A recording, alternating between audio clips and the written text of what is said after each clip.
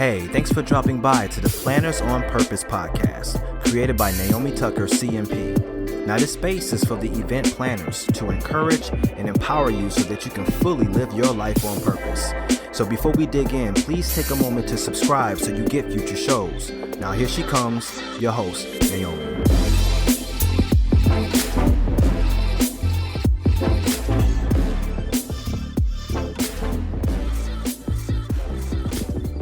Hello, Naomi here with the Planners on Purpose podcast, helping you go from event stress to event success on purpose, one decision at a time. Welcome to the podcast. You know what gets me riled up at times? What absolutely fires me up when I hear event planners and professionals mention something about it? It's that burnout is inevitable.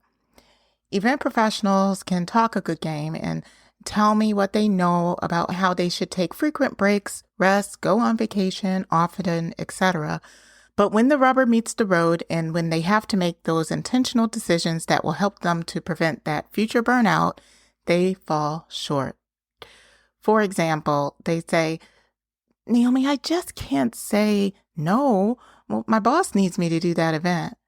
Or events keep coming in and we can't keep up. We all have to just jump in and help, and that person can take a vacation after the event burns them out. Or what about, that client, she's a pain, isn't she? Well, so-and-so just needs to get past this event and then she'll have this well-deserved break.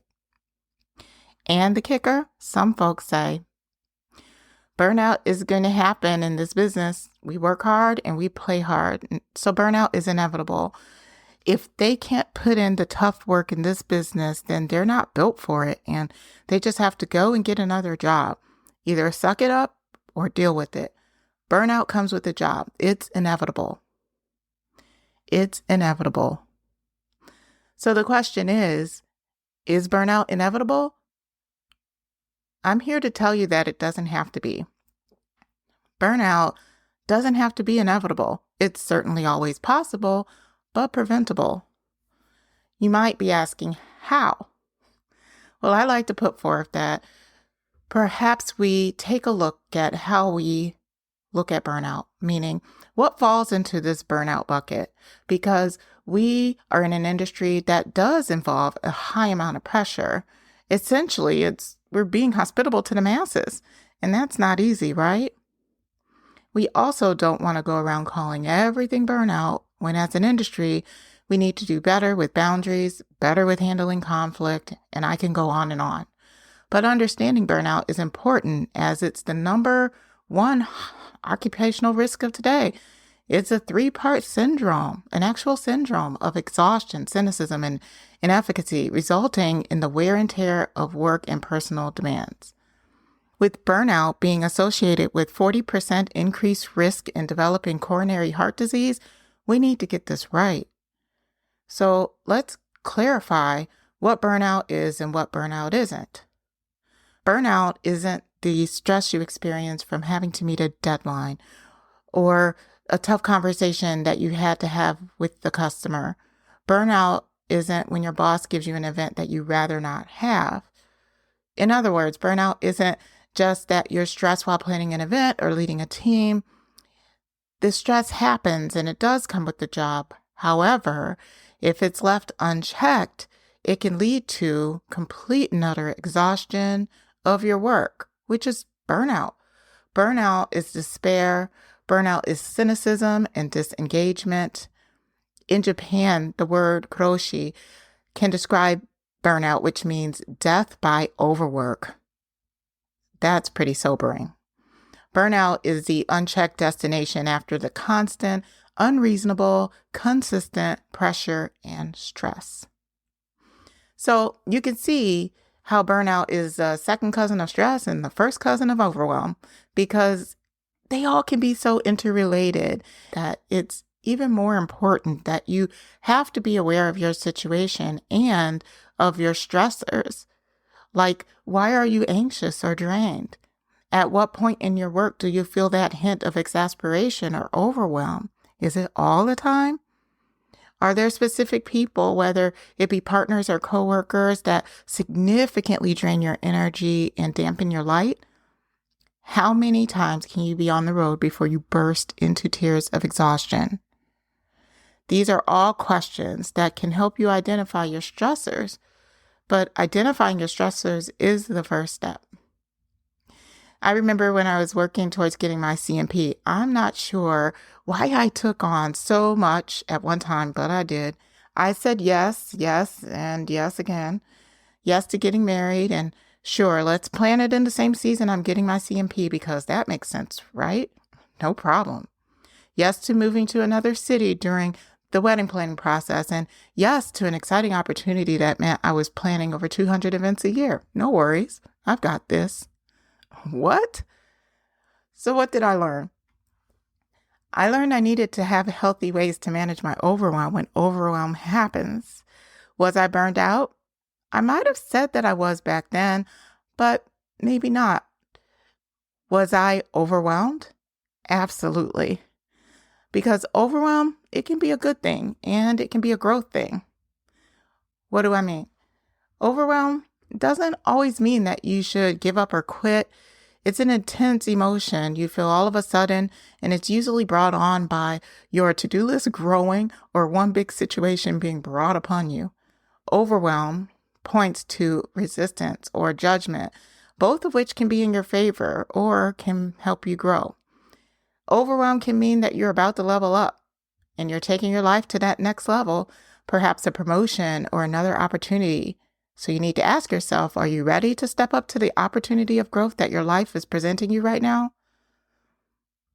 Overwhelm can also mean that you're thinking of something is too easy or too hard for you. You're judging the situation. The thing that you're being asked to do conflicts with your perceived capacity, at which you can address it directly, what's conflicting with your tolerance levels, so that you can change your circumstances and move through your overwhelmed state. But overwhelm isn't always burnout. It can be useful in you becoming more self-aware and can help you profoundly when it comes to identifying what your stressors are or who your stressors are, right? Overwhelm can be a problem, especially if it results in the straw that breaks the camel's back, which means there were previous unchecked situations or circumstances or feelings that could have led to this point. So we have to find healthy ways to manage overwhelm and prevent burnout so that burnout isn't inevitable in your life. So that's why I love putting on the Banish Burnout Challenge. We recently had a challenge and hope to have that challenge back in the fall. I love going deeper into what burnout is, the science of burnout, discussing the burnout cycle, and more. It's a 3 to 5 day challenge that unpacks burnout and how you can prevent burnout in your life so that it never comes back. Now, if you want to take part of that challenge with me, like I said, it's happening in the fall. I'll put that link in the description. You can sign up to be on the waiting list, and you'll be the first to know when it goes live for registration. It's nice because it takes place right after summer and just in time to help you with your next busy season. Another thing that I wanted to bring up is that we need to check our community and what our community not only is saying, but what they are doing, so that we're not just sharing stories or venting about burnout, but additionally supporting each other to get through it. It's great to share stories. There's camaraderie in that. There's togetherness in that. And it's wonderful to even have resources available to you when it comes to burnout prevention, overwhelm, and mental health. However, many times the materials, the webinars, and the advice are only as good as if you use it and you actively participate in your own change. If you're not willing to do that, then you're agreeing for your situation to stay the same. So the question is, do you want your situation to stay the same, or do you want to change it? If you answered the latter, then you'll have to do something different. It means it's time for you to get out of the community of people just patting you on your back and telling you it's okay, because sometimes it's not okay. They'll tell you you need a break soon, and you take a break, you come back, it's the same. It's time for you to make the changes necessary for you to have a more fulfilling life which I call living your life on purpose. But it isn't easy. It comes with hard conversations. It comes with changes to your systems even, and it can often come with surrounding yourself with different people that are going to have your best interest on their heart. And that's why I love coaching. It allows me to come up alongside of you, hear your story, learn what's important to you, and come up with a much needed plan of action that I can help support you in as you implement it step by step in your life. Because it can be tough to feel like you're the only one thinking that things have got to change, because quite frankly, not everyone feels this way. Or if they do, they're not willing to do what it takes and make the moves necessary to change their circumstances. So that means they're okay with the status quo.